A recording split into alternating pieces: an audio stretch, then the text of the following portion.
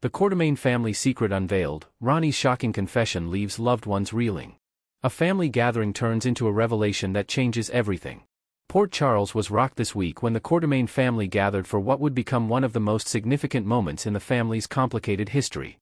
What began as an ordinary family meeting transformed into a shocking confession that has left everyone questioning everything they thought they knew about one of their most beloved members. Ronnie, the woman everyone believed was Monica Cordain's sister, called together the entire family, Tracy, Ned, Michael, Brooke, Drew, and Jason, for what she described as an urgent family matter. Few could have anticipated that they were about to receive news that would shake the very foundations of their family unit. The moment everything changed. As the family members settled into the Cordain mansion, tension hung heavy in the air. Ronnie stood before her gathered relatives, her expression serious and resolute. What followed was a confession that nobody in that room was prepared to hear. "I need to tell you all something," Ronnie began, her voice steady but tinged with emotion. "And I need you to listen without interrupting me, because this has been eating away at me for far too long." The room fell silent. All eyes fixed on the woman they had come to accept as part of their family fabric. "The truth is," Ronnie continued, taking a deep breath, "I am not Monica's sister. I have never been related to any of you." The announcement hung in the air like a thunderbolt, met with stunned silence and confused expressions. Tracy leaned forward, her sharp eyes narrowing. "What are you talking about?" she demanded. Ronnie pressed forward with her explanation, laying bare a truth that had been carefully guarded for years. According to her account, before Monica's death, she had approached Ronnie with an unusual proposition. Monica, cognizant of the deep rifts and tensions that had plagued the Cordain family for decades, had developed an unconventional plan to address the family's fractured state. "Monica hired me to pose as her sister," Ronnie revealed. "She wanted someone to be present in the family, to help bridge the gaps that had grown between all of you over the years. She felt that the family was falling apart, that you were all drifting further and further away from each other." Michael shook his head in disbelief. "Why would she do something like that? Why not just talk to us directly?" "Because," Ronnie explained, "Monica knew that simply asking wouldn't be enough. She understood the Cordain family in a way that only someone who had lived through all the pain and conflict could. She believed that having someone genuinely invested in seeing the family come together, someone who wasn't entangled in all the old wounds and resentments, might actually make a difference." The master plan and Monica's will. What emerged next was even more stunning than the initial revelation. Monica had apparently anticipated this moment long before her passing. With meticulous care, she had left detailed instructions and had prepared everything necessary for this disclosure to happen at precisely the right time. "Everything has been prepared," Ronnie said quietly. "Monica left a will, not the one you all thought was her final will, but a true final testament. In it, she explains everything. She explains why she did this. She explains her hopes for all of you." Drew, who had been standing quietly to one side, finally spoke. "So you're telling us that Monica orchestrated all of this? That she hired you as some kind of actress to play a role in our family?" "Not an actress," Ronnie corrected gently. "Just someone to care. Someone to be present. Someone to help you all remember why family matters." The revelation sent shockwaves through the room. The Cordains, accustomed to complex schemes and dramatic revelations, nevertheless found themselves struggling to process this particular twist. The woman they had welcomed into their home, the sister they had grown to know and accept, was essentially a stranger, albeit one hired by Monica herself for a very specific purpose. A question of compensation. As the shock began to settle, practical questions emerged. Ned voiced what was likely on everyone's mind: if Monica hired you for this, then there must have been compensation involved. "Did she pay you to do this?" Ronnie nodded. "She did. Monica was fair and generous. She compensated me well for my time and my commitment to helping your family. But I want you all to understand, I accepted her money, yes, but I also came to care about each and every one of you genuinely. This didn't remain just a job for me." It was at this point that Ronnie made a gesture that would define the entire significance of the moment. She had come prepared not just with truth, but with action. "I've come to return all of the assets and resources that Monica gave me," Ronnie announced. "I've also come with Monica's final will, her real will. Everything she left in my name is being returned to the family. Everything is being documented and transferred appropriately." Jason, ever the pragmatic one, stepped forward. "So you're walking away from everything? From the inheritance, from the position in this family?" "I'm walking away from the financial side of things, yes," Ronnie confirmed. "But I hope that what I'm walking into is understanding. And maybe, just maybe, a different kind of relationship with all of you. Not as a sister, not as family by blood, but as someone who has genuinely come to care about what happens to each of you. Tracy's moment of realization. The moment that seemed to crystallize the entire gathering came when Tracy stepped forward. The matriarch of the Cordain family, known for her sharp tongue and sharper judgment, had been quietly observing and processing everything that had transpired. Tears, genuine tears, began to stream down Tracy's face. "I've been so hard on you," Tracy said, her voice breaking slightly. "All this time, I've been suspicious of you, dismissive of you. I thought you were here to take something from us, to infiltrate our family for some nefarious purpose. And all along, you were actually trying to help us." Ronnie reached out and gently touched Tracy's arm. "I understand why you felt that way. The Cordains have had plenty of reasons over the years to be suspicious of newcomers. You were protecting your family. That's not something to apologize for. But I misjudged you," Tracy continued, her regret evident. "We all did, in different ways. Monica saw something in you that we didn't take the time to see for ourselves." Michael stepped closer, his expression thoughtful. "What Monica did, orchestrating all of this, planning for this moment, that's very Monica. It's manipulative, sure, but it comes from a place of love. She genuinely wanted us to be better to each other." Brooke Lynn, who had been mostly silent until this point, added her perspective. "And maybe it worked. I mean, I feel like we have been closer these last few years than we've been in a long time. Whether that's because we genuinely came together or because Ronnie was here helping us do it, does it really matter?" The legacy of Monica's plan. As the gathering continued and the initial shock began to give way to processing and understanding, it became clear that Monica Cordain had orchestrated something quite remarkable. Whether one viewed it as a brilliant scheme or a somewhat misguided attempt at family intervention, there was no denying that it had had an impact. Ronnie's revelation forced the Cordain family to confront some fundamental truths about themselves. They had to reckon with how they had treated an outsider in their midst, how quick they had been to judge, and how much they needed reminding that family, in whatever form it takes, requires effort and commitment. "I want to stay," Ronnie said as the evening wore on. "If you'll have me. Not as Monica's sister, not as part of the Cordain dynasty, but just as someone who has come to care about this family deeply. As a friend, if nothing else." The family exchanged glances, a silent conversation occurring between them that had more to do with understanding and acceptance than with any spoken words. "I think," Drew said slowly, "we'd like that very much. We'd like you to stay." Conclusion, a new beginning. As the Cordain family moved forward from this pivotal moment, they found themselves grappling with questions of identity, belonging, and the true meaning of family. Monica, even in her absence, had managed to impart a final lesson, one that reminded them that sometimes the people we least expect to matter can become essential to our lives. Ronnie's decision to return Monica's money and assets, to choose integrity over enrichment, spoke volumes about the person she had become during her time with the family. It also validated Monica's original assessment, that this woman could be trusted with something as precious and fragile as family. The Port Charles community would certainly be talking about the Cordain revelation for years to come. But for those inside the family, the conversation that truly mattered was happening in their hearts and minds, a reckoning with bias, a recognition of growth, and a cautious, hopeful step toward genuine unity. Monica Cordain, once again, had managed to influence her family from beyond the grave, leaving them not with division or acrimony, but with the opportunity to become better versions of themselves. Next, we will dive deep into the legendary career of Jane Elliot, the iconic force behind Tracy Cordain and a true pillar of daytime television drama.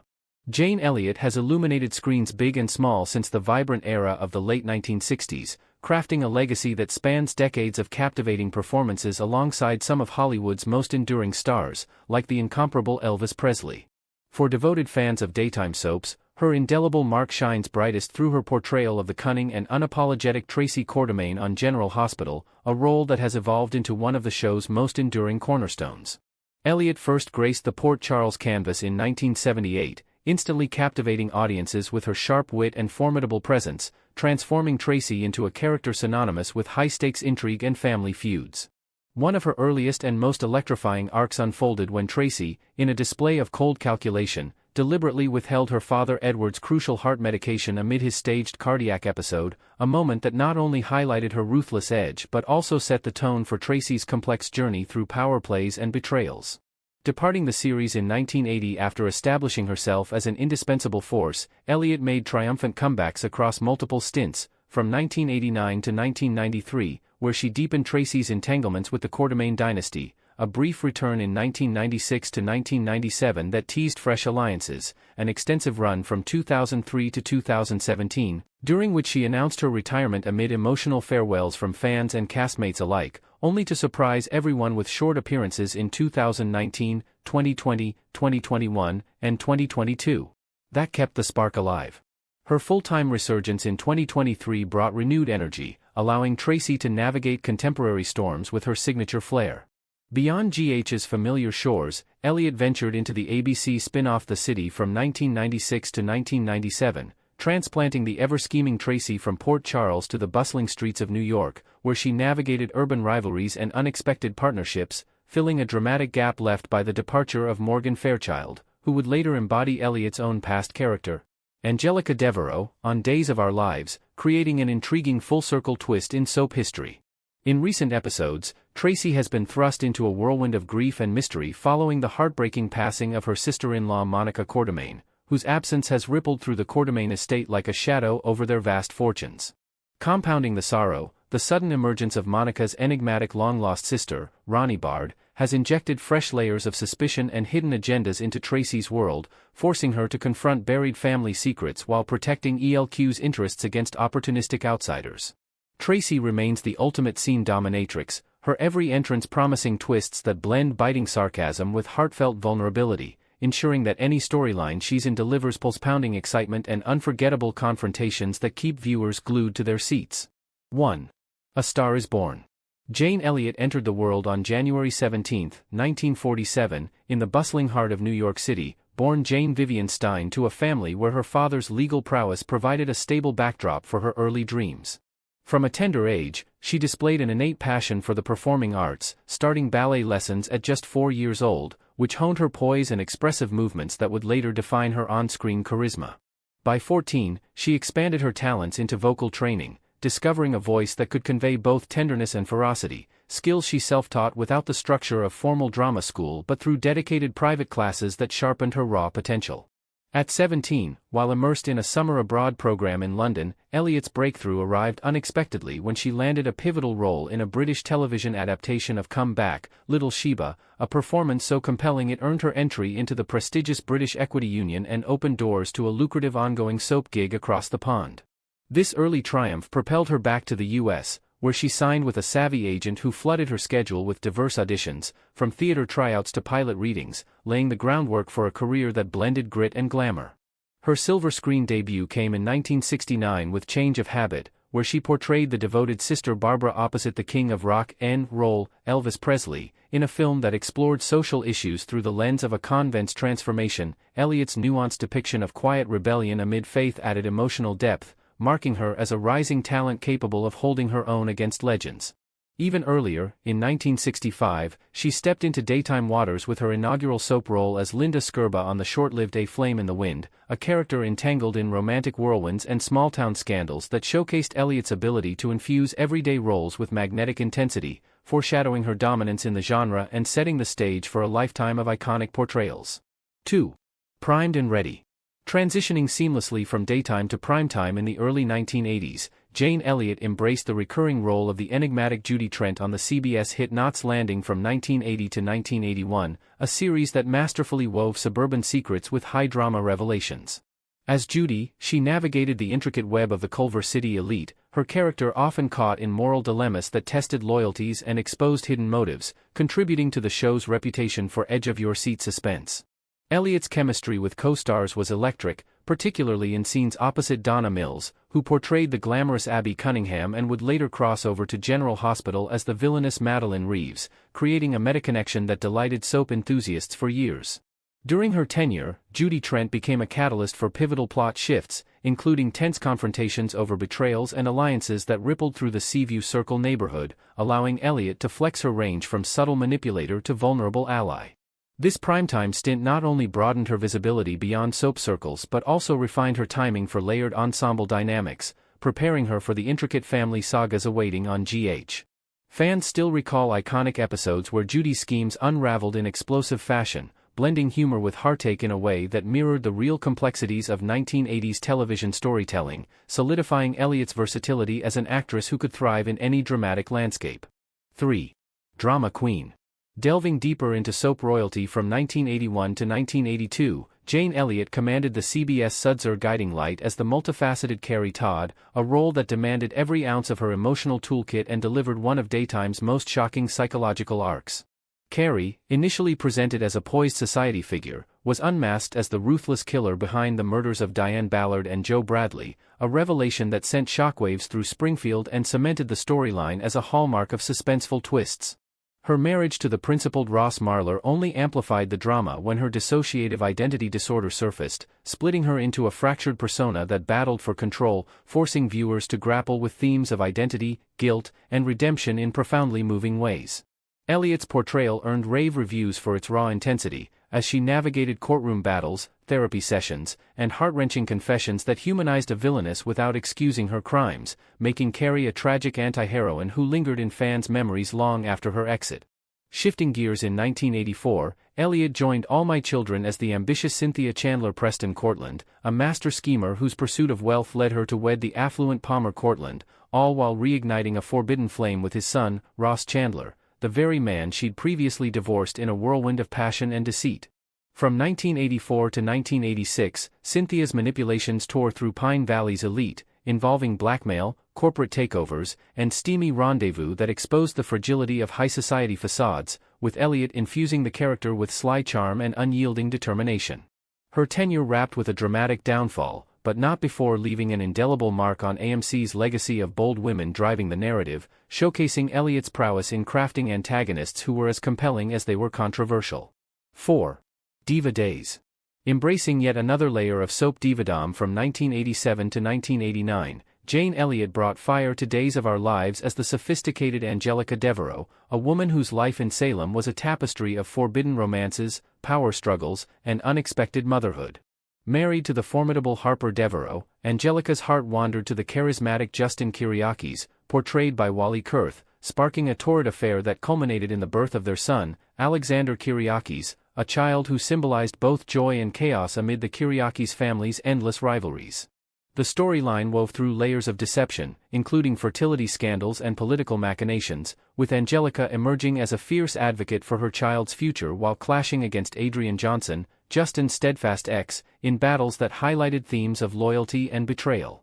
Elliot's Angelica was a blend of elegance and edge, delivering monologues that dissected the pain of divided affections and the cost of ambition in the affluent Devereaux world, making her a standout in DOL's pantheon of complex leading ladies. Interestingly, years later, Kurth would reprise a familial bond with Elliot on General Hospital as Ned Cordain, Tracy's son, adding a poetic symmetry to their shared history that enriched crossover fan theories. Angelica's arcs often intersected with broader Salem intrigue, from corporate espionage at Titan Industries to emotional reckonings over lost opportunities, allowing Elliot to explore vulnerability beneath the diva's armor, ensuring her time in Salem resonated as a pinnacle of dramatic depth and character evolution. 5. Peer-reviewed. Jane Elliott's contributions to daytime television have not gone unnoticed by her industry peers, culminating in her prestigious induction as the Gold Circle honoree at the 2025 Daytime Emmy Awards, a lifetime achievement that celebrated over 5 decades of groundbreaking work and her enduring influence on the genre. This honor joined her earlier triumph in 1981, when she clinched the Outstanding Actress in a Supporting Role in a Daytime Drama Series for her riveting embodiment of Tracy Cordain, a win that validated her innovative approach to portraying multifaceted anti-heroines who challenged traditional soap molds. Throughout her career, Elliot has amassed a trove of accolades, including Soap Opera Digest Awards for her villainous flair and multiple Emmy nominations that underscore her consistent excellence, from the psychological intensity of Guiding Light to the scheming elegance of Days of Our Lives. In 2025, the ceremony highlighted not just her performances but her off-screen mentorship of emerging talents, where she shared insights on resilience in a demanding industry, inspiring a new generation to embrace bold storytelling.